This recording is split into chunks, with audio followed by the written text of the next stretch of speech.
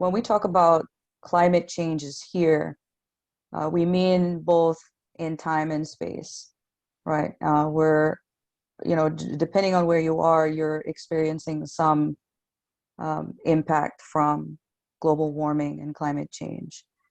Today, we're going to look at specifically around the area of the Bering Sea. So this region is not really quite polar, and nor is it quite mid-latitude. It's sort of somewhere in between, but it really encompasses a lot of the Arctic biome and that region as far as climate goes. It's a marginal sea,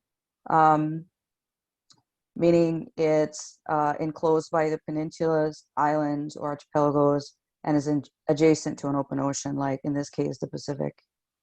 It's located in the northernmost area of the Pacific Ocean, covers around 2.3 million square kilometers, and lies between Alaska to the east and northeast, and Russia to the west, the Aleutian Islands to the south, and the Bering Strait in the north. You can see where the continental shelf drops off into a deeper ocean basin. It's actually made up of 3 separate basins, the largest one right off the continental shelf being the Aleutian Basin. This is actually also home to the world's largest and deepest submarine canyon, 1 out of 16 canyons that are found off the shelf, and it's around 8,530 feet deep, or about 2,600 meters down.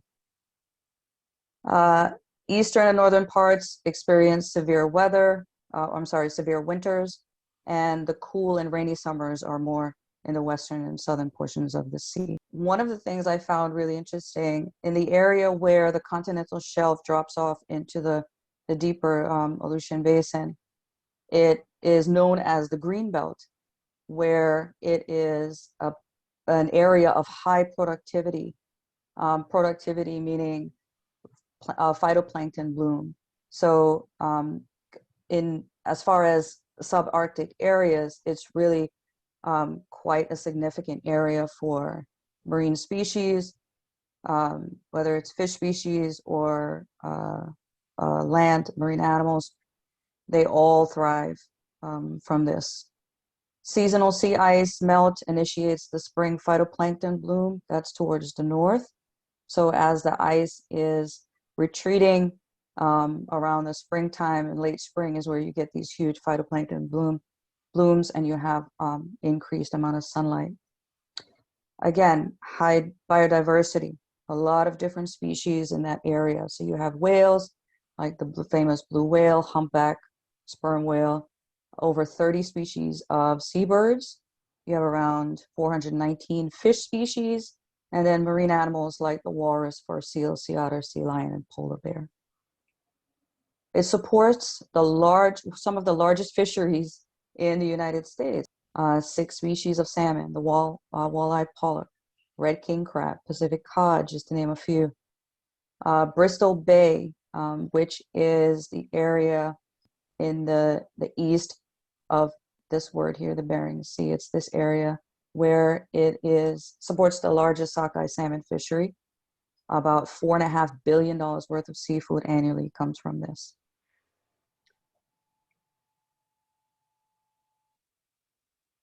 So some of the threats to this area, as we have seen, is that it's highly diverse, subject to climate change, of course, sea ice melt.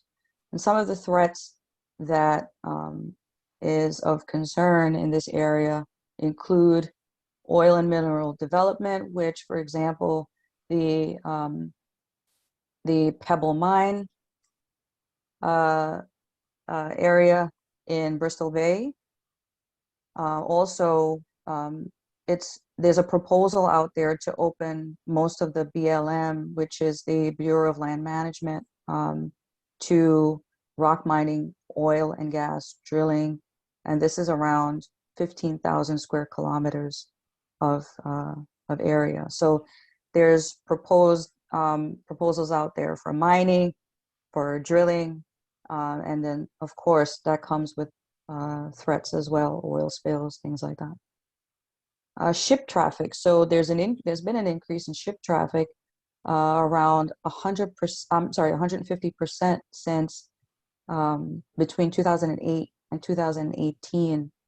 So in a 10-year time frame, vehicle traffic or vessel traffic has been really substantial. And this causes a lot of different threats, or brings a lot of threats with it. You have ship strikes on marine animals, noise, whether it's light or air pollution, water noise pollution. You have accidents, right, concerning oil spills, potential conflicts. You have also entanglement with fishing gear and marine debris. Some threats to the fisheries and the marine animals themselves, overfishing. Of course, when you have commercial fishing, that's always a concern. Bycatch as well. Warm waters, and this is pretty interesting. So the Arctic is warming about 5 times faster than the rest of the planet. There's something now, and this is sort of a newer concept, where earlier this year, Scripps Institution of Oceanography published a study around something called heat bombs.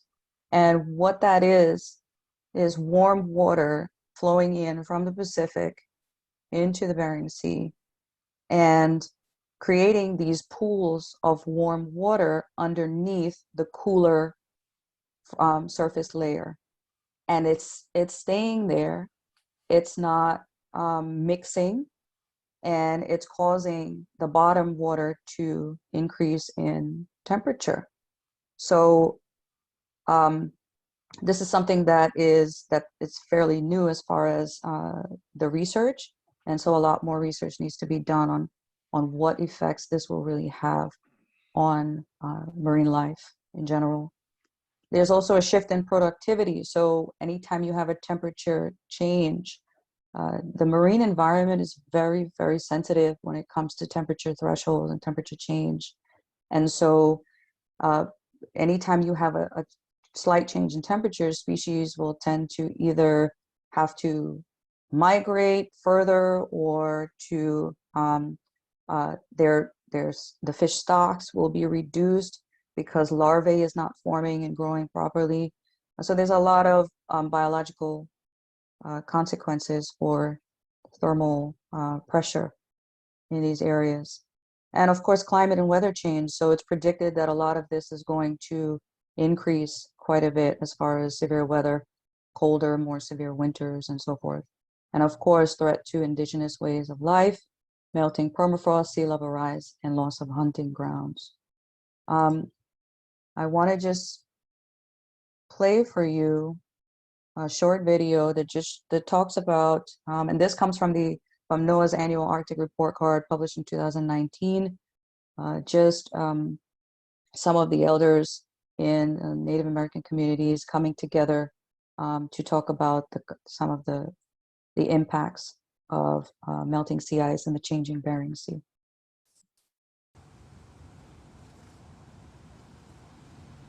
I've known the Unalakleet River probably ever since I was a little boy. I've traveled 40 to 50 miles up that river. I'm a commercial fisherman and a hunter. I hunt and I fish for my food to put on the table. I'm Jerry Ivanoff, born and raised in Unalakleet, Alaska. I fear.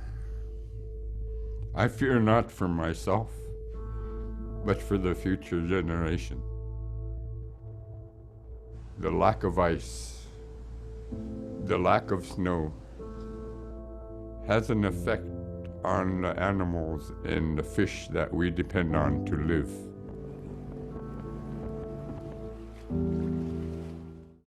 So on the first day of his in office in January 2021, President Biden issued an executive order that restored the North Bering Sea Climate Research Area, which was an executive order that was already in place by President Obama. And today we're going to get a little bit more information about this initiative. And so I'd like to now introduce our our Emmy Award winning filmmaker, Mr. Robert Lundahl, who is going to give us a little bit more background. Hi, thank you, Natalie. And thank you everyone for being here. I just want to give you a little background about how this started. For me, this was a pandemic project in that in our Greenbelt meetings that I joined early in 2020, we started having wonderful far-reaching conversations from many different people who had, you know, a wide-ranging set of perspectives, and many of them are here. And you know, I mean, we were thinking, what next? And we're under lockdown and this kind of thing. And it occurred to me to take a snapshot of our conversations and who we are and what we're talking about, to essentially zoom out and look at how our dialogue and conversation reflects on the actualities in the ground and those kinds of things.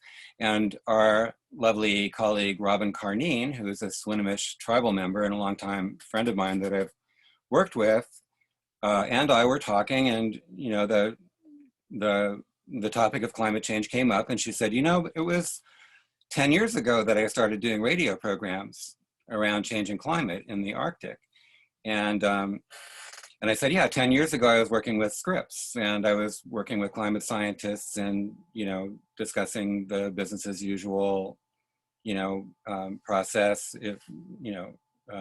Framework versus the, you know, moderated, mitigated framework of less emissions and more conscious development and so on. And so we wondered where the time went, essentially. And at that point, we decided to do something involving radio because Robin had been successful with radio in many years in her broadcasts, and she had helped me with different filmmaking enterprises and so forth. And so it seemed a natural collaboration. And we started with episode 1 of our series, which is kind of an introduction to me. But also I was able to bring in Scott Ressler, who is the producer of the National Geographic's new feature film called The Last Ice.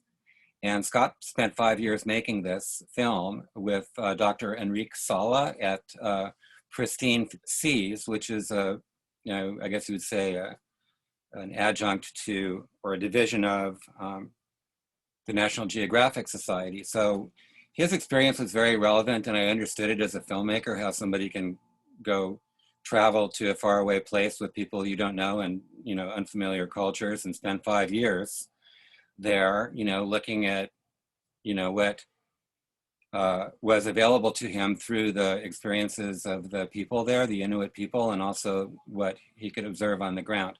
So I thought it was a really heroic thing to do for Scott as a filmmaker, and he did really well, and it set the tone. So we started a series of interviews from that point. The second set involves Natalie and some of her observations and thoughts, and Dr.